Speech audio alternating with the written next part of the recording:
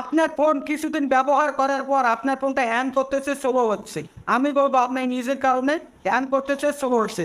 ব্যাকগ্রাউন্ডে কিছু অ্যাপস কাজ করে সবসময়, সেই অ্যাপসগুলোকে ডিলিট করে দিতে হবে, অথবা স্টপ করে দিতে হবে, অথবা বন্ধ করে দিতে হবে। কীভাবে স্টপ করে বন্ধ করে হয়তো আপনি জানেন না, আমি দেখিয়ে দিচ্ছি, শিখিয়ে দিচ্ছি। ভিডিওটাকে শেয়ার দিয়ে রাখুন, পরবর্তীতে আপনার কাজে লাগতে পারে। ইউটিউবটাকে দেখে থাকলে ইউটিউব চ্যানেলটাকে সাবস্ক্রাইব করে বেল বাটনটাকে অন করে দেবেন।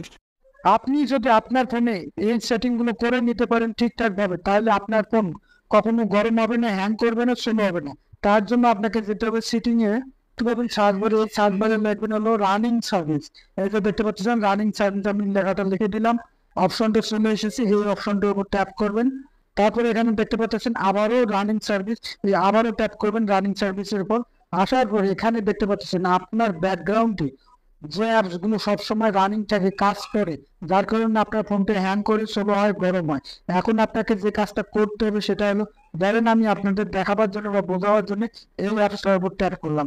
করার পর এই যে দেখতে পাচ্ছেন স্টপ, এই স্টপ করে দিয়ে ওকে করে দিতে হবে। এভাবে স্টপ করে দিয়ে ওকে করে দেবো। ওকে করে দিলে এই অ্যাপসটা কিন্তু রানিং বন্ধ হয়ে গেল, আর রানিং থাকবে না, যার ফলে আপনার ফোনটা স্লো হবে না, হ্যাং করবে না, গরম হবে না। আশা করি বুঝতে পেরেছেন। ধন্যবাদ সবাইকে।